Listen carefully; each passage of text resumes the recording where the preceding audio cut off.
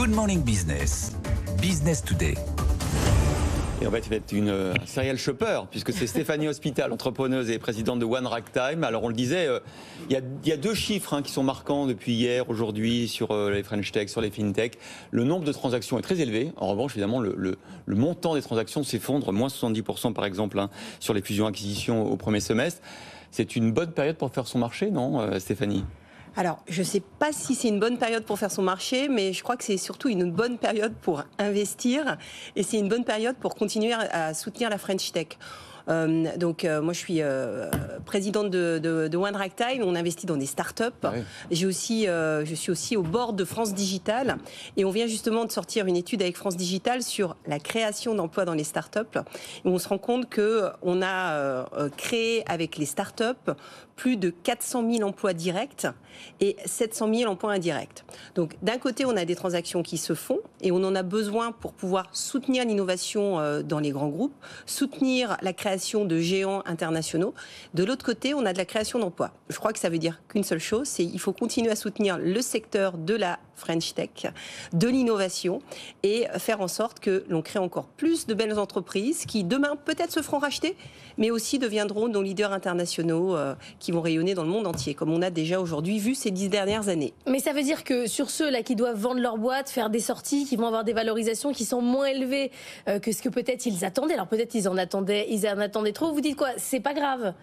Alors, la valorisation, c'est toujours pareil, c'est une question d'offre et la demande, et c'est aussi une question de momentum de vente. Donc on a des ventes qui vont être des ventes défensives, on n'a pas le choix, on n'a plus de cash, l'entreprise, elle doit continuer à vivre et elle décide de se vendre. Donc là, on peut effectivement avoir des acquisitions qui sont à des prix, je dirais peut-être plus objectivés par rapport à la réalité. Vous savez, dans notre métier d'investissement, on va essayer de donner une valeur objective à une entreprise à un moment qui se base sur des perspectives de développement. Donc forcément, on va être beaucoup plus optimiste quand on investit dans une entreprise sur sa capacité à développer que ce qu'elle ne peut faire à un moment réel. C'est pour ça que sur l'IA, là, c'est n'importe quoi. C'est-à-dire que là, on est sur un momentum de marché qui s'emballe. Mistral, par exemple, 100 millions, alors que c'est 3 ingénieurs qui ont créé leur boîte il y a 2 mois. C'est raisonnable ou pas ? On n'a pas beaucoup d'infos. Alors, c'est toujours pareil. Les investisseurs, et nous on le voit d'autant plus qu'avec One Ragtime, on est toujours le premier investisseur aux côtés des entrepreneurs et meneurs.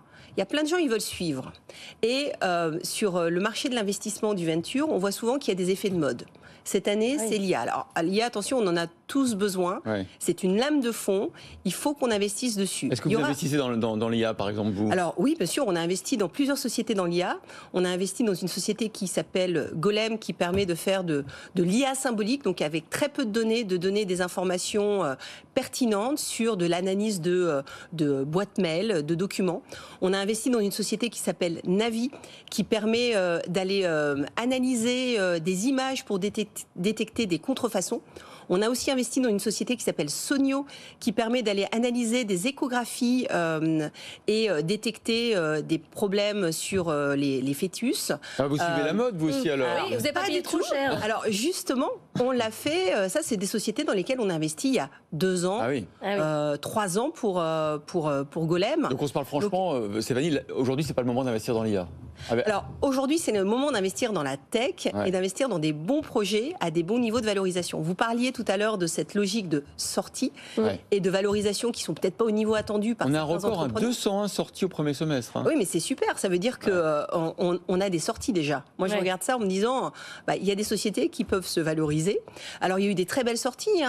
Doctrine qui a vendu 120 millions d'euros avec un fonds de private equity américain. Enfin, c'est encore des emplois qui sont créés en France, qui vont continuer à se développer. On peut faire de Doctrine l'un des leaders de l'IA appliquée au droit juridique, à l'analyse des textes juridiques, des décisions juridiques.